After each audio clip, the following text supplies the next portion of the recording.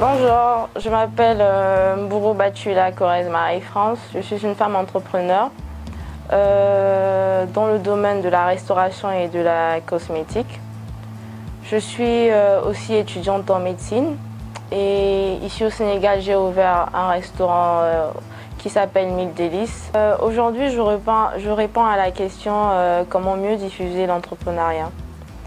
Déjà, à mon avis, la diffusion de l'entrepreneuriat peut se faire à deux niveaux, en amont et en aval. En amont, c'est-à-dire dans le processus scolaire et universitaire, nous pouvons avoir la formation et l'information des étudiants, c'est-à-dire inclure l'entrepreneuriat dans l'emploi du temps et comme étant une matière au niveau du processus scolaire et universitaire. En effet, l'information des élèves et des étudiants permet de développer l'esprit d'entreprise et la naissance de nouveaux entrepreneurs dans nos pays et partout en Afrique.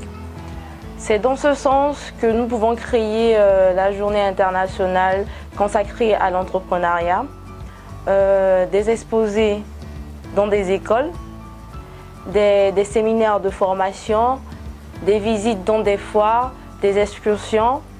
Et tout cela sont des excellents canaux pour la diffusion de l'entrepreneuriat.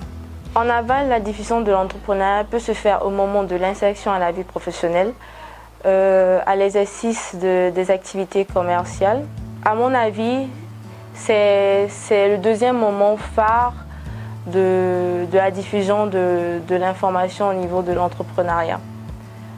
C'est à ce niveau que les médias tels que la télévision, la radio et la presse écrite peuvent consacrer une partie de leur programme et de lignes d'édition à l'information et au partage de l'expérience en matière de création et de gestion d'entreprise.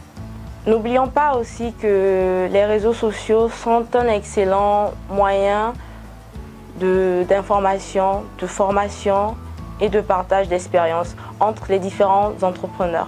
Je prends un exemple par exemple sur moi.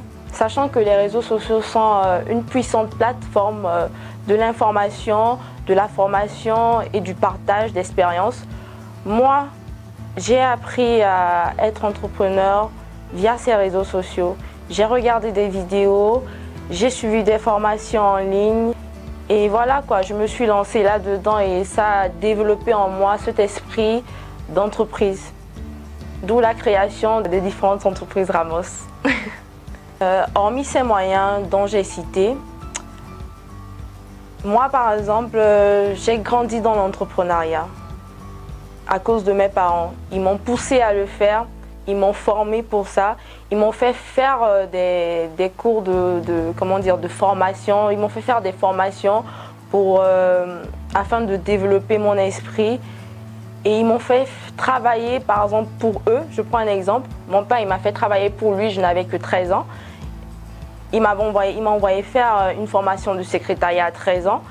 Et à la suite de cette formation, je travaillais pour mon père. Après mes cours au lycée, je venais travailler pour lui. Et j'étais sa secrétaire, quoi. Il n'avait plus besoin de payer quelqu'un d'autre pour faire ce travail-là. Je le faisais et chaque fin du mois, j'avais mon salaire.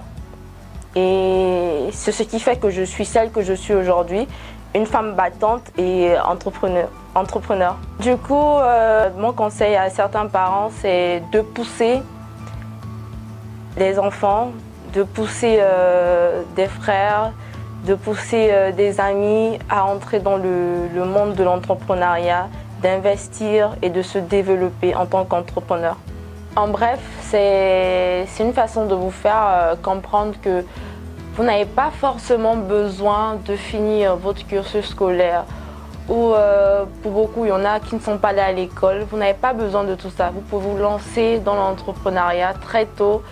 Et étant même élève ou étudiant, vous pouvez vous lancer et le faire en fait. Donnez-vous une chance et la possibilité de le faire, de vous lancer quoi. C'est juste assez un conseil à tous mes frères et sœurs et comment dire, toute la population, quoi. Lancez-vous, c'est ça, lancez.